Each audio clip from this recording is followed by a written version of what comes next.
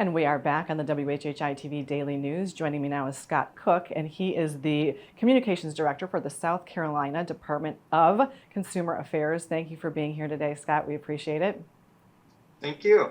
And so we're going to talk today about something that just, I think, continues to be in the headlines, continues to be in the news, and people are getting more and more creative with it.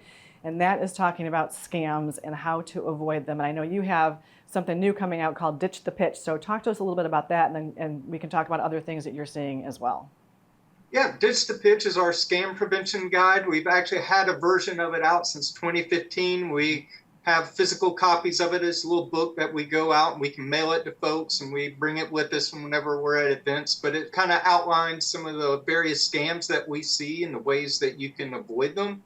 We've been working pretty hard on doing some updates on that publication. So Tuesday, we're going to upload that new version to our website and start sending that out to some of our partners so we can start getting that publication out in people's hands. And we know that, it's just an education tool to help people kind of realize the red flags of various scams and things you can do to protect your information and your money.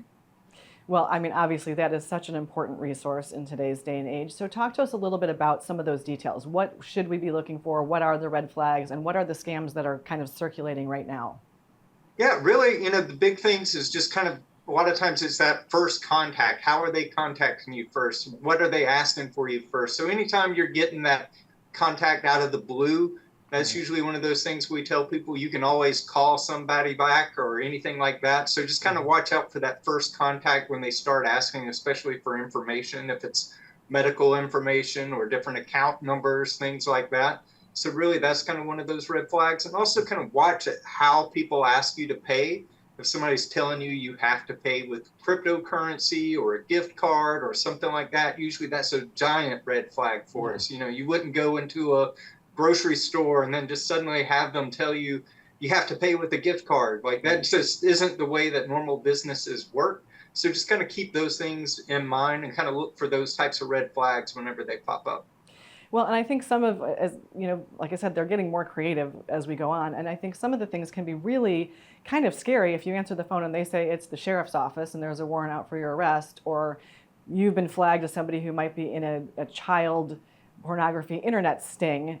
How do you take a step back from that and say, okay, that doesn't really fit with anything that I know about my life, but it's still scary. So how do you take a step back from that? Yeah, and that's one of the things that they do. A lot of times they try to kind of get you worked up and make you think that something terrible is going to happen if you don't take an action right now. Right. And that's kind of one of those flags that we tell people, if it's a time crunch where you have to take an action right now or else, kind of take a step back and think about it, especially with warrants and things like that.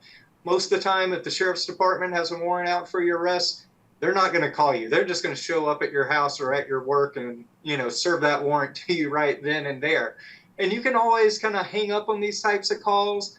And if you're really concerned about it, you can then call that agency yourself using those phone numbers that are, listed on their websites or whatever, those kind of trusted phone numbers for those things. So really just don't take those initial calls and emails and text messages, at face value. You can always hang up and look up that information yourself and check it out yourself and do that kind of extra step of work before you kind of start to panic about those types of things. Right. And I think it's also probably important to note as well that normally if a sheriff's department is calling you for any reason, they're never going to ask you for an account number. They're not going to ask you for payment over the phone. That's just not their mode of operation. And they're not gonna ask you for money. Usually if there's something with that, it's going through a court process. So you've probably gotten something in the mail about a court date or something like that already. Yeah. So any of those types of fees and things like that associated with law enforcement are generally held, through court or something like that. Yeah.